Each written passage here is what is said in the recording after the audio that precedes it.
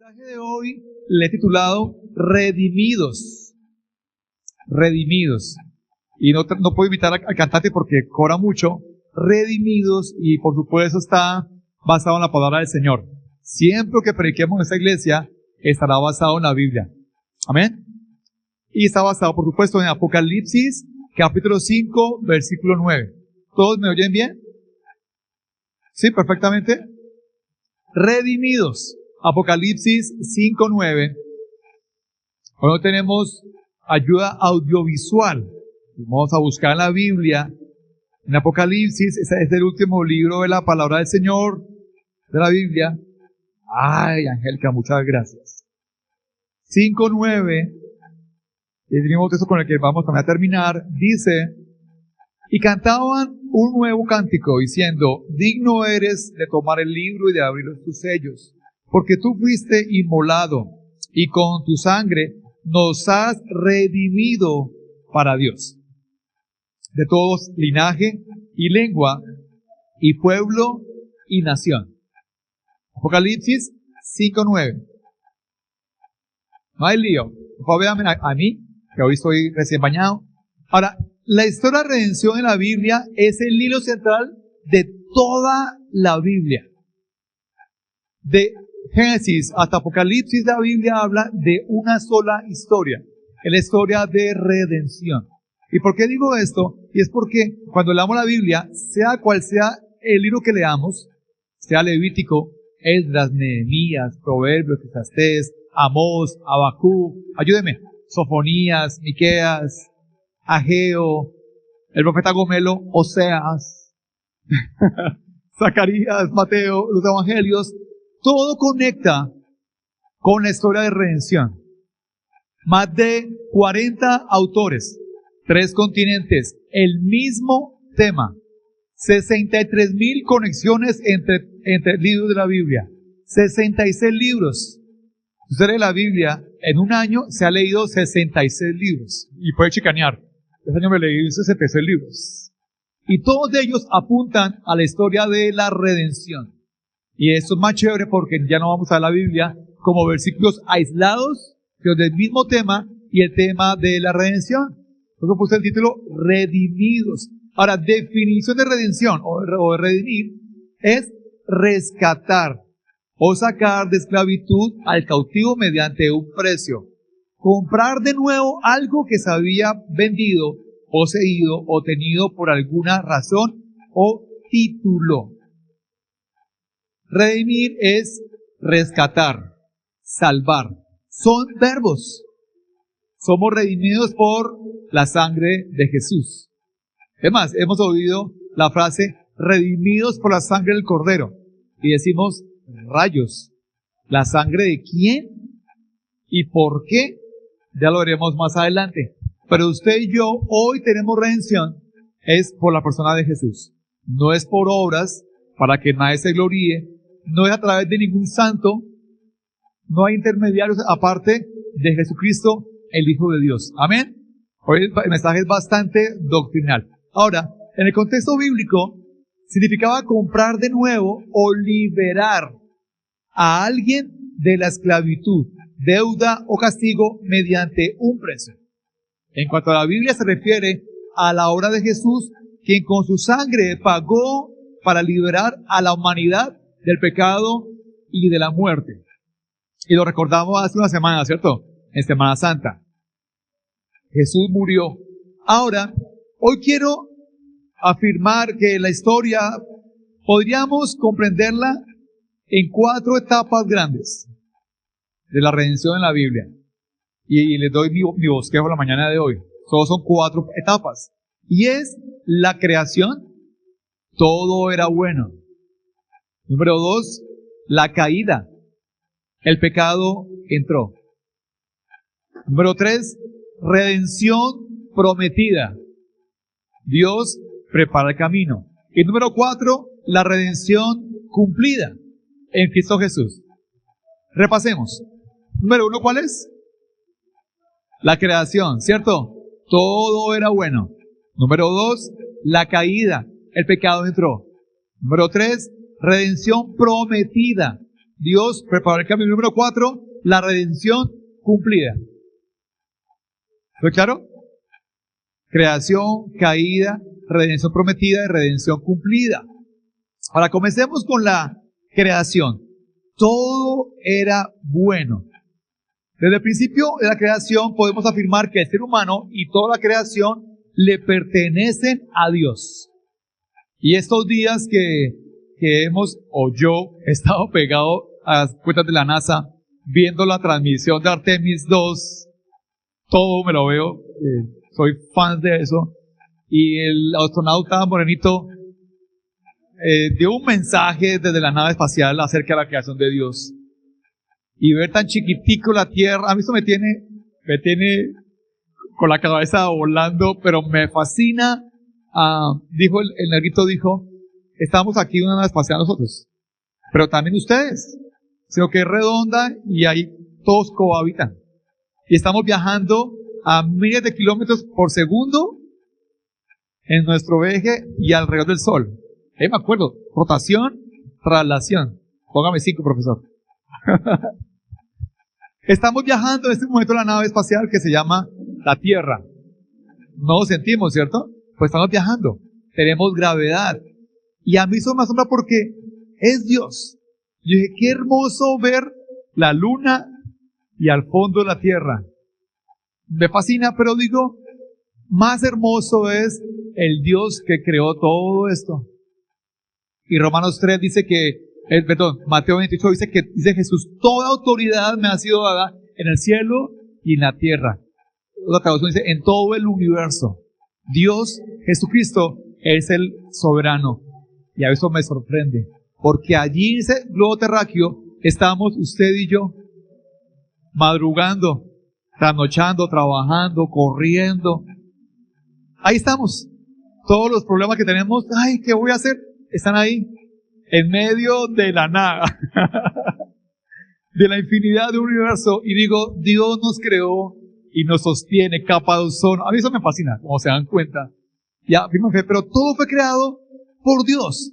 En el principio, lo que dice Génesis 1:1, creó Dios ¿qué? Hubo un principio. ¿Cuándo? Podemos discutirlo. 6,000 años, 10,000 años, pero hubo un principio. Y ahí estuvo Dios. Y creó cielos y tierra. El hombre y la mujer fueron creados para vivir en comunión con Dios. Desde la creación. Es más, usted lee Génesis capítulo 1, que es fascinante leerlo. Cada vez que Dios terminaba de crear algo, decía el Señor, y Dios vio que esto era bueno. Día 1. Día 2. Y Dios vio que esto era bueno. O sea, Él lo hacía y decía, esto me quedó muy bien. Y cuando creó al hombre, dijo el Señor, y vio Dios, el 31 dice, entonces Dios miró todo lo que había hecho y vio que era muy bueno. En el día sexto, está en Génesis 1. Esta agua también está muy buena. Ahora, al pecar, el ser humano terminó corrompido y esclavizado por la muerte. Íbamos tan bien, todo tan perfecto, solo Adán y Eva, sin suegras. Pero todo estaba tan perfecto, tan a la mano, y el pecado entró en el huerto del Edén y todo se corrompió y todo se dañó. Y eso lo digo porque, amigos, iglesia, la verdadera paz y plenitud del ser humano está cuando su comunión con Dios es restablecida. Porque fuimos creados para estar en comunión con Dios. Es nuestra naturaleza espiritual. Nuestro cuerpo se corrompió a la muerte física también. Pero lo espiritual se puede resarcir con el sacrificio de Jesús y volvemos a tener comunión con Dios. ¿Cómo así, pastor? ¿Igual que Adán y Eva? Sí. Jesús vino a restaurar todas las cosas. Ya el huerto del Edén no es un lugar, es un corazón. Y es mi vida. Y Dios se puede pasear en el huerto de mi vida. Dios puede hablar en el huerto de mi vida. porque Jesús me restableció esa comunión. ¿Usted lo cree? Pero hasta que lo experimentemos, decimos, oh, yo tantos años tan lejos de Dios y encontré la paz de mi vida. Mire, tanta gente con sinceridad dice, estoy tan vacío, tan vacía, tengo buen trabajo, familia, salud, tengo todo, estoy tan vacío, no sé qué más comprar, tan vacío, falta comunión con Dios. Quien tiene comunión con Dios puede tener o no dinero, pero está satisfecho y pleno en Dios. Porque fuimos creados para estar en comunión ¿con quién? Con Dios. La gente busca conectar con cosas terrenales que aparentemente trae felicidad, pero en realidad esclavizan porque se vive en función de ellas. Si usted se llena con lo material, nunca se va a llenar. Nunca se va a llenar. Yo recuerdo en el año 2005 salió el Sony Ericsson. Año 2005, con parlanticos, ¿no se acuerdan? Eso era una belleza. A color. Año 2005, ¿no? Estamos viejitos. Todos tenían blanco y negro y a color. Y yo trabajé de encuestador en una empresa y yo ahorré para mi celular. Y cuando lo compré, mis papás me hicieron escándalo. Usted no compró su libreta militar y sí compró ese celular. Pero yo era la felicidad de tener mi Sony Ericsson azulito a color, con fotos a color. Y yo lo miraba, decía, uy, qué chévere, tomaba fotos, obvio chicaneaba, ¿no? Obvio, por el Villa Julia caminaba así, con el Villa Julia, con el celular. Mi Sony. Pero eso me pasó. Pasó unos días, semanas, y ya. Todos los demás también hicieron lo mismo que yo, con el celular. Y me he encontrado con mi vida en lo mismo. La compra de un vehículo, una propiedad, nacimiento de un hijo, qué sé yo, una Navidad. Y, llega el momento. Qué rico. ¿Y qué sigue? Y hay gente así, toda la vida acumulando cosas, comprando, viajando, el pasaporte lleno de sellos. O llegan a casa, botan la maleta y están vacíos. Y la respuesta es tan simple y es, necesitas comunión con Dios, caminar con Dios. Pero el hombre la rompió, la dañó cuando permitió el pecado. Entonces la creación, todo era ¿qué? Bueno. Amén. ¿Hasta que qué? Muy bien. Hasta que el pecado entró en el huerto del Edén. Número 2, la caída. Entonces el pecado entra. Y ya todos sabemos la historia. Adán y Eva desobedecen a Dios. El pecado trae muerte y separación. Y Romanos 5:12, NTV 5:12 dice, cuando Adán pecó, el pecado entró en el mundo. El pecado de Adán introdujo la muerte, de modo que la muerte se extendió a todos, porque todos pecaron. Algunos, cuando vayamos a decirlo, buscaremos a Adán. Le diremos, ¿qué pasó, hombre?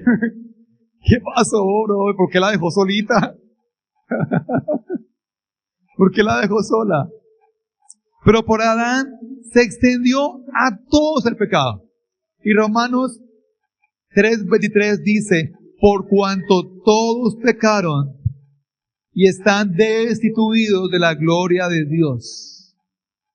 ¿Quiénes pecaron? Sí. Todos. Levante la mano aquí el que nunca ha pecado. Para pedir una selfie conmigo. ¿Quién no pecó aquí alguna vez? A lo mejor usted pecó antes de venir aquí. O ayer, o anoche. Pero está aquí. Y por el perdón de Dios, la gracia de Dios, usted tiene comunión con Dios. El pecado estorba, ¿no? Ahora, todos pecamos, siendo justificados gratuitamente por su gracia, mediante la redención que es en Cristo Jesús. ¿Redención qué es?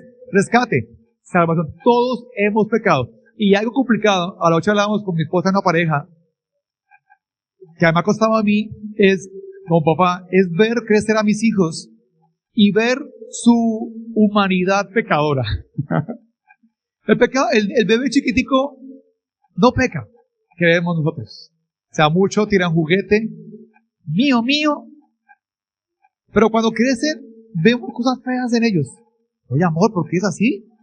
Que debemos corregir, y eso, humano, a los papás nos cuesta porque a nuestros hijos los vemos siempre como el mejor portado del salón, el mejor portado del barrio. Pero nuestros hijos pecan. ¿O no, papás? Malo Miguel, su hija peca. También peca mi hijo y mi hija. Y es difícil ver eso. Ahora, como dije hace un tiempo, si usted conoce a alguien que peque más que usted necesita conocerse más.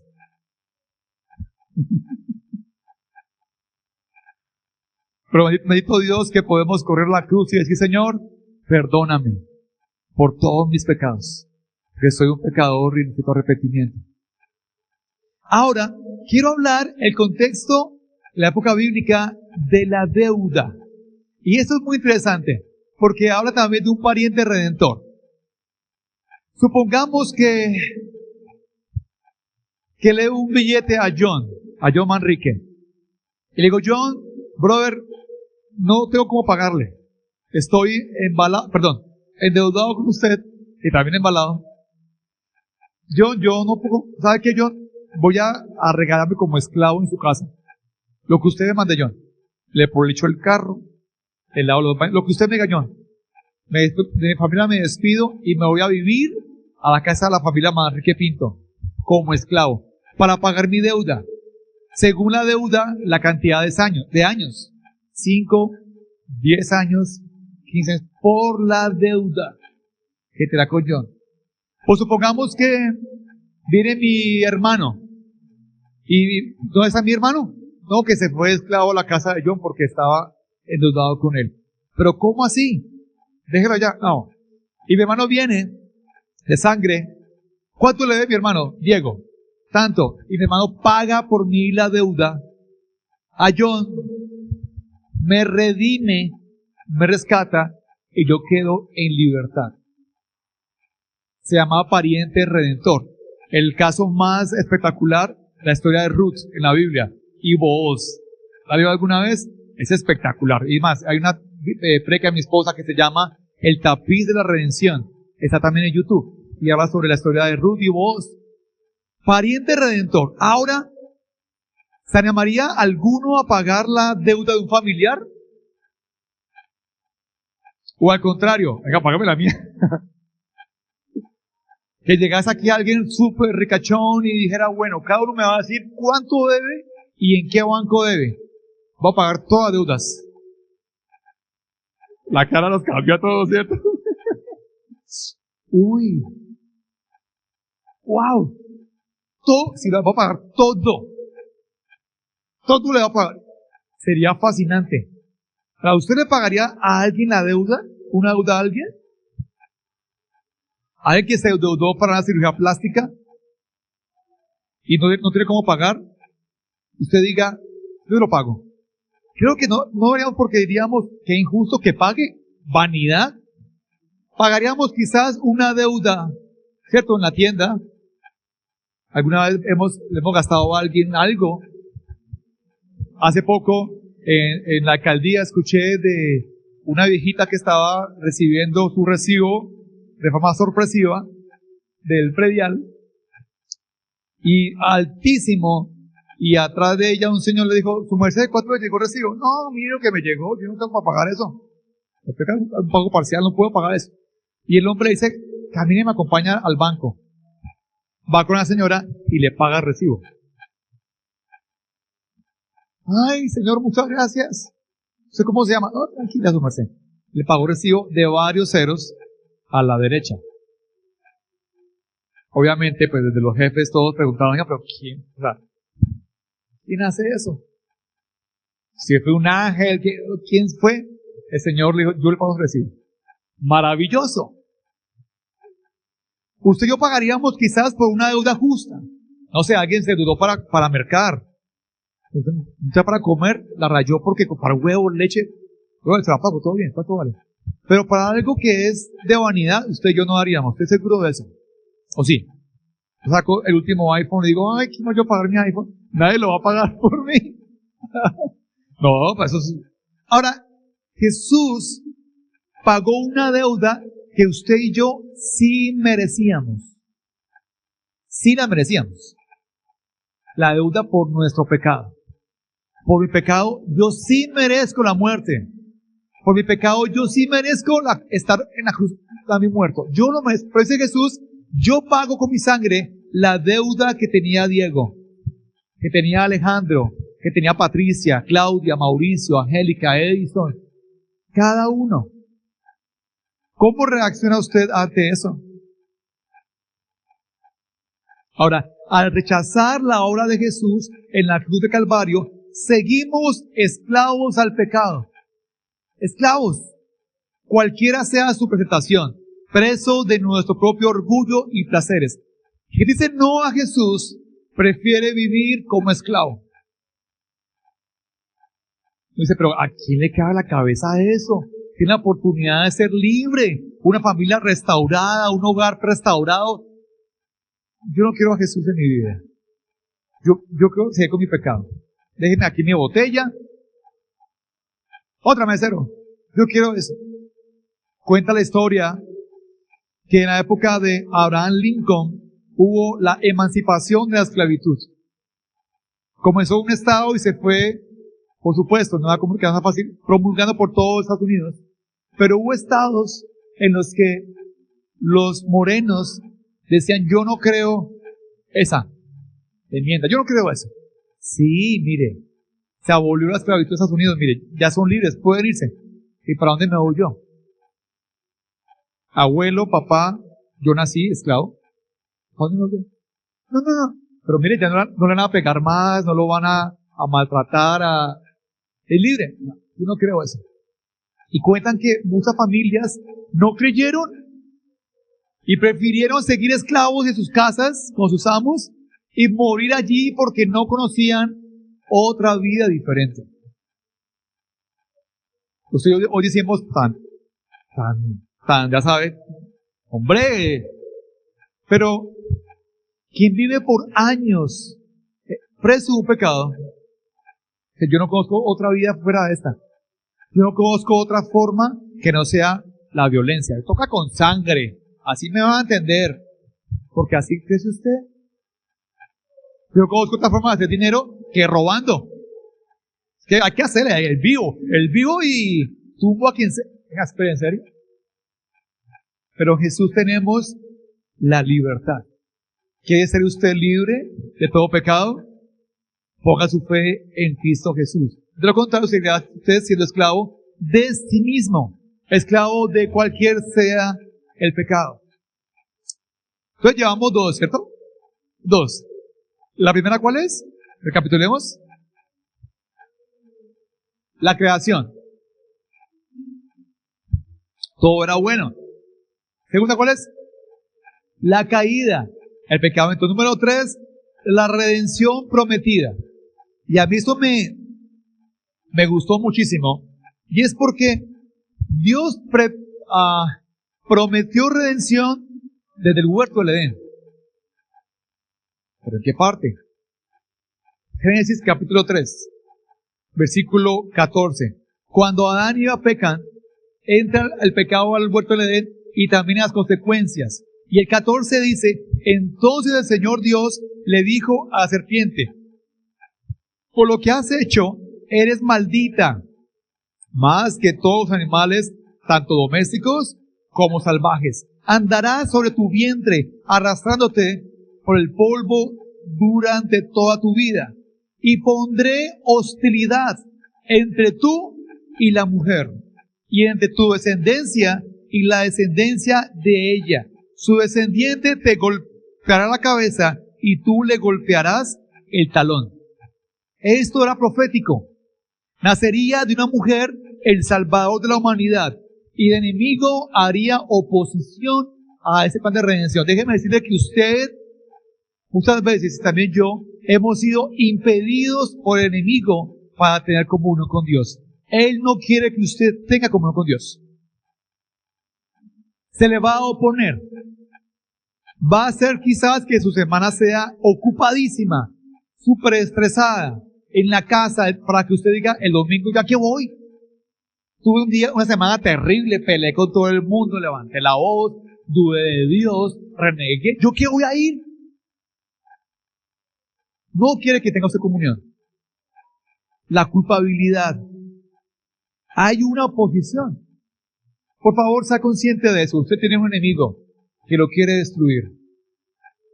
Cuando leemos la Biblia, pastor, me da un sueño. Yo puedo estar súper bien. Leo la Biblia y a todos ha pasado alguna vez, ¿cierto? Y no hablo de la madrugada. Un sueño, pero es que o voy a orar, Padre Celestial, yo te pido, ay, el recibo no lo pagué, el recibo. Señor, cierra el gas es la llave del gas. Y uno no se puede concentrar. ¿No ha pasado eso? ¿A mí te me ha pasado? ¿No? No podemos concentrarnos.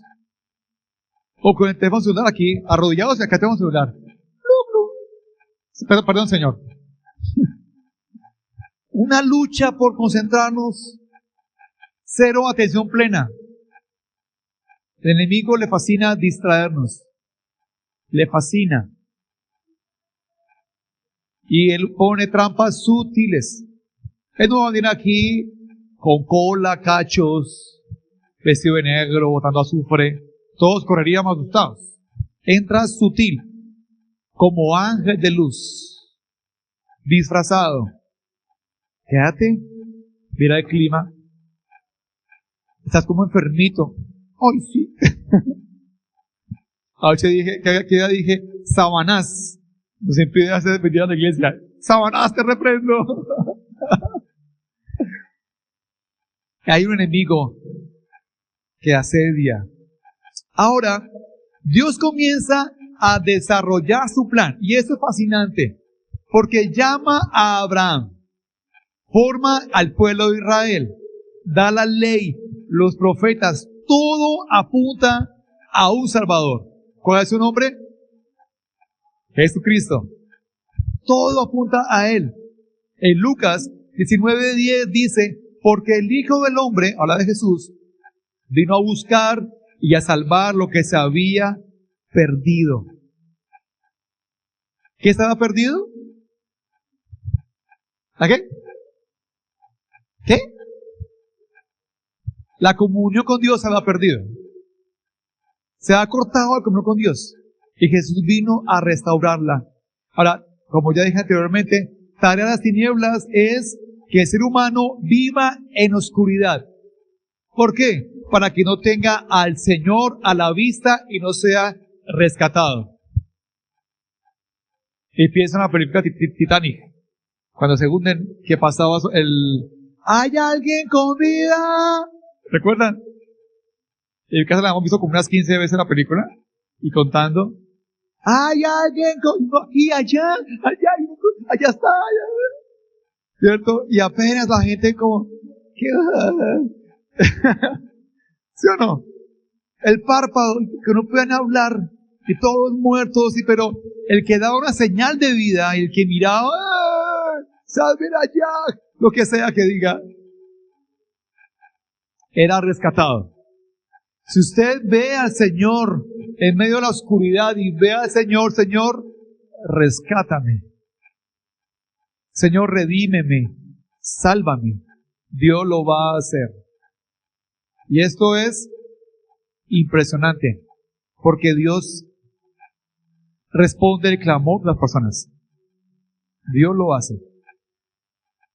Aquel indigente o drogadito que no le deja entrar a la iglesia, lesbiana, homosexual, jíbaro, lo que sea, aún tampoco político, que no deja entrar, proclama a Dios desde su oscuridad, Dios le responde y Dios lo restaura. Cuando usted esté en la oscuridad más tensa de sus vidas, clame al Señor. Arrodíllese. Señor, clamo a ti. Sálvame. Redímeme, rescátame, Señor. Y Él va a hacer el llamado. Redención prometida. Ahora, redención cumplida, que es la 4. Dice Gálatas capítulo 13. Pero Cristo nos ha rescatado de la maldición dictada en la ley. Cuando fue colgado en la cruz de Calvario, cargó sobre sí mismo la maldición de nuestras, diga conmigo, nuestras fechorías. Esa palabra me gusta. Él cargó la maldición de mis fechorías. Pues está escrito, maldito todo aquel o todo el que es colgado en un madero. Gálatas 3:13. Él cargó allí la maldición de mis pecados. Lo he dicho muchísimas veces. Si conectáramos un cablecito a los televisores y a mi mente o a su mente acá al frente y que proyectara todos los pecados nuestros desde nuestra niñez, ahí.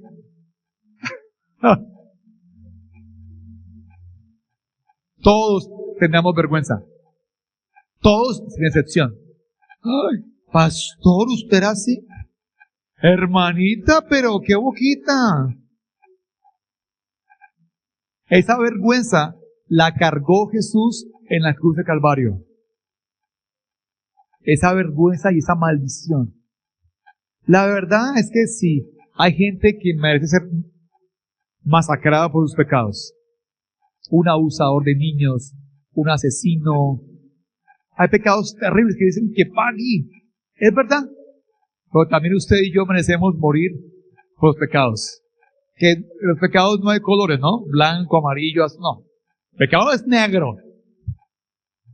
Sea el chisme o sea el asesinato. Jesús pagó allí. Isaías 53:4 dice, ciertamente llevó Él. ¿De quién habla? De Jesús. Nuestras enfermedades y sufrió nuestros dolores y nosotros le tuvimos por azotado, por herido de Dios y abatido. Mas Él herido fue por nuestras rebeliones, molido por nuestros pecados. El castigo de nuestra paz fue sobre Él y por su llaga fuimos nosotros curados. Todos nosotros nos descarriamos como ovejas, cada cual se apartó por su camino, mas Jehová cargó en él, en Jesús, el pecado de todos nosotros. Yo me he sentido mal por pecar, pero yo no quiero cargar el pecado de ustedes. Imagínense ese dolor tan feo. Jesús pagó el pecado y soportó el pecado de toda la humanidad. Se llenó de oscuridad la tierra por 3 horas. Oscuridad lleno de demonios, potestades encima de Jesús. Soportó. Y ahí estaban también mis pecados, también están allí. Los que he cometido, cometo y cometeré en la cruz de Calvario. Y esto es una gran noticia. Iglesia, siempre alguien asume el costo por algo. Y lo aprendí en la universidad. Ay, ¿esto es gratis? No. A alguien le costó. Nada gratis. Bueno, el aire sí, y es porque Dios me lo dio. Pero ay, no, me dieron en la calle, me dieron gratis. No. No. Alguien pagó el precio por algo. Alguien lo costeó. Ahora, no siempre sabemos quién es el que costea las cosas, pero toda la humanidad debe saber que Jesús pagó el precio de nuestra redención y acceso al Padre. Él es ese pariente redentor que pagó por mí y me dio libertad. ¿Quiere usted quedarse en el pecado de su cárcel o salir de allí a caminar con Dios en comunión con Él? ¿Usted qué va a hacer desde hoy? ¿Cómo quiere usted vivir?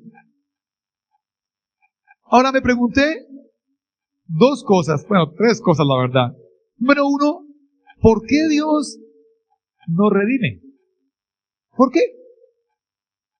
¿Yo qué hice para que Dios me redimiera? Yo puedo decir, viejo, Dios me hizo un favor hace como 10 años me hizo un favor yo, pues sí, porque me ayudó, pero ¿yo qué he hecho por Dios para que Él me redima, me salve? ¿Alguien me puede decir qué hemos hecho por Dios? Nada. Eso se llama gracia. Pero Isaías 43:1 dice, Isaías dice, ahora así dice Jehová, creador tuyo. Por favor, cambie el nombre de Jacob y Israel por tu nombre. Creador tuyo, oh Diego, y formador tuyo, oh Diego. No temas porque yo te redimí, salvé, rescaté. Yo te redimí, te puse nombre, mío eres tú. También se puede la redención como una compraventa. Que usted va y empeña algo porque no tiene cómo pagarlo, lo empeña, y como no tiene cómo ir a rescatarlo, a redimirlo, usted dice, no, para que se pierda eso. Yo nunca he empeñado nada, pero hace años mis papás perdimos un carro, un embargo por una deuda a mi papá que hizo un favor, y fue embargado, tocaba redimirlo porque no, una deuda ajena, la típica, ¿no? Ayúdeme con ese codeudor y no, la persona no pagó y el carro fue embargado por X. ¿Y cómo pagamos? Me acuerdo ese día, estábamos en la iglesia en Monte de Sión y el pastor dijo, pasa esto, hermanos, recogamos una ofrenda para la familia Rodríguez Mora porque fue embargado su carrito, allá hacíamos acarreos, perifoneo de todo, fue embargado, recogimos una ofrenda en la iglesia y pagamos la deuda. Eso fue hermosísimo ese día, ir a pagar la deuda y sacar el carro, eso fue hermoso. Qué buen ejemplo de redención. Para usted y yo, no tenemos cómo pagar la deuda con Dios, pero Jesucristo la pagó con su sangre preciosa, la sangre del Cordero de Dios.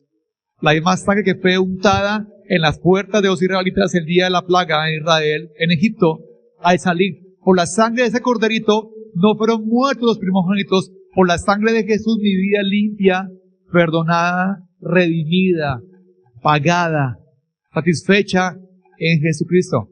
Amén. Hoy soy muy doctrinal, pero ahora, Dios nos llama también en Isaías 62:12. Serán llamados el pueblo santo, el pueblo redimido por el Señor, y Jerusalén será llamada como lugar deseable y la ciudad ya no abandonada. El pueblo redimido por el Señor. ¿Por qué Dios lo hace? Porque somos suyos. Somos propiedad de Dios. Usted, su carnita y huesitos, es de Dios. Usted es de Dios, propiedad del Señor. Ahora, otra pregunta es, ¿para qué Dios me redime? ¿Para qué Dios nos redime? El costo de la redención o rescate está en Colosenses 1, 13 y 14. Y dice, pues Él nos rescató, o también redimió, del reino de la oscuridad y nos trasladó al reino de su Hijo amado, quien compró nuestra libertad y perdonó nuestros pecados, para que fuéramos libres. Dios quiere que usted y yo vivamos libres. Libres. ¿Ha visto a alguien salir de la cárcel? La mayoría los sonrientes, ¿no? Otros siguen a delinquir más, pero la libertad. Usted y yo no podemos imaginarlo porque, creo yo, nunca hemos estado presos. Creo yo, no sé. Pero quien ha estado preso, pasar navidades, cumpleaños, sin ver a sus hijos, sin abrazar a sus hijos, sin comer juntos, y tenga la libertad, Señor, es usted libre el día de hoy. Ahora, el pecado nos aprisiona, y es por eso que el cristiano, comparte su fe, vive con gozo porque Dios me liberó de cualquier sea el pecado, la oscuridad en la que estemos, nuestra libertad. ¿Para qué puedo hacer yo? Y Salmo 19:12 dice, 19:12 a 14, y me gusta como ora el salmista David, Salmos 19:12.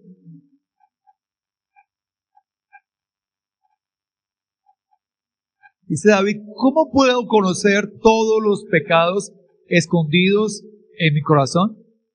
Habla David. Señor, límpiame de estas faltas ocultas. Libra a tu siervo de pecar intencionalmente. No permitas que esos pecados me controlen.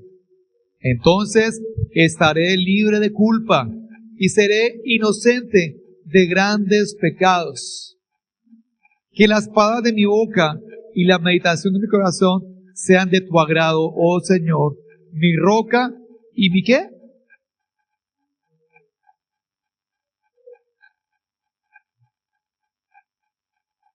Y el salmista David, al que todos admiramos, cometió pecados muy feos.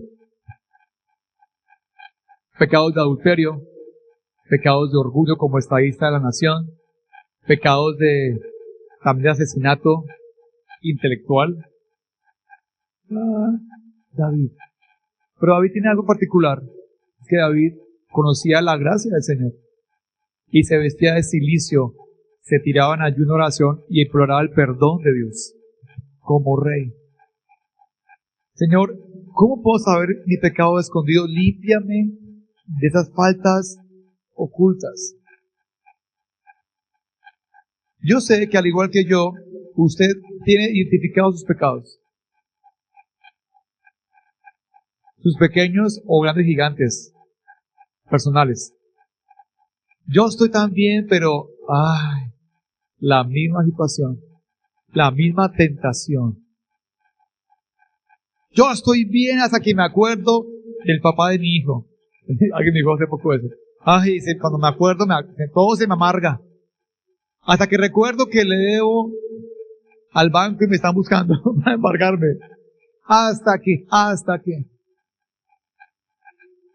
No es nada más rico que irnos a dormir confiando en el Señor y decir lo que decimos los niños: Señor, en paz me acostaré y así mismo dormiré, porque solo tú, Jehová, me haces vivir confiado.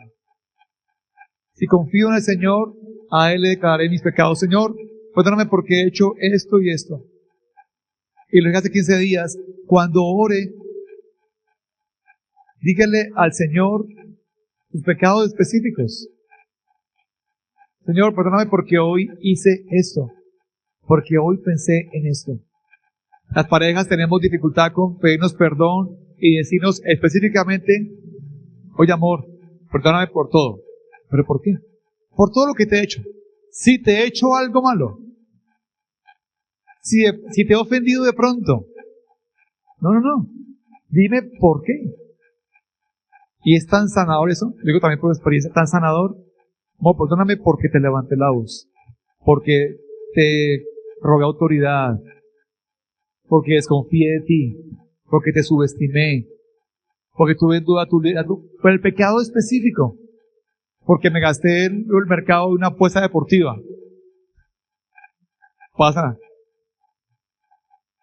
Porque empeñé tus joyas sin que te das cuenta. Pasa. Pasan cosas. Dígale a Dios: Señor, perdóname porque. Y Él lo sabe. Pero redímeme, Señor. Perdóname. ¿Tiene usted algo hoy por lo cual requiera el perdón del Señor? ¿Está usted en cuentas con Dios? ¿Perdonado por Dios? Jesús anunció la llegada de la redención de Dios. Su vida es entregada por nuestra libertad. Y Apocalipsis 5:9, profético en el cielo, y cantaban un nuevo cántico diciendo: digno eres de tomar el libro y de abrir los sellos, porque tú fuiste inmolado, habla de Jesús, y con tu sangre nos has redimido para Dios, de todo linaje, pueblo y nación. Jesús nos compró, nos redimió para Dios. Eso es hermoso. Y me impacta pensar en esto, cómo yo tengo acceso al Dios creador a través de Jesús. El Dios que creó la tierra y la luna, usted puede hablar con Él hoy. ¿Parece irrisorio? Es posible. En el nombre de Jesús puedo ir al Padre y hablar con Dios. Dios que va a responder, está en su palabra. Pero el pecado no lo va a impedir. Hemos sido redimidos por la sangre del Cordero, por la vida de Jesús. Hemos sido reclamados por Dios para la libertad y una vida más allá de la muerte. Dios reconoce a sus redimidos, a los que son salvos. El ángel de la muerte pasó por Egipto y todos los primogénitos de Egipto murieron, excepto las casas en las que estaban, en los dinteles de las casas, las paredes, las postes de las casas, pintadas con sangre de cordero. El ángel pasa la muerte y mueren miles de niños egipcios, excepto los israelitas. Esa es la celebración pascual, la Pascua. ¿Cómo Dios los redimió? ¿Vendrá juicio a la nación, a la ciudad, al país, al mundo? Sí. Pero ¿a quienes no sean tocados? Que tengan la sangre de Jesús en su vida cubiertos, porque han sido perdonados. Usted que ha sido perdonado por Dios, no recibirá la ira de Dios. Pero aquel que se resiste y es orgulloso, orgullosa delante de Dios, dice, no, yo vivo a mi manera. Yo peco y rezo y empato. Recibe la ira de Dios. Somos redimidos. Si usted aún no ha sido redimido por la sangre de Jesús, hoy es día para que los que me ven por internet o aquí presentes digan, Señor, límpiame, examíname, Señor, redímeme, sácame de esta cárcel en la que estoy. O también usted puede decir, Señor, gracias, porque me ha redimido y tengo identidad y tengo vida nueva, vida eterna en Cristo Jesús. Amén. Por favor, oremos, pónganse de pie esta mañana y oramos al Señor.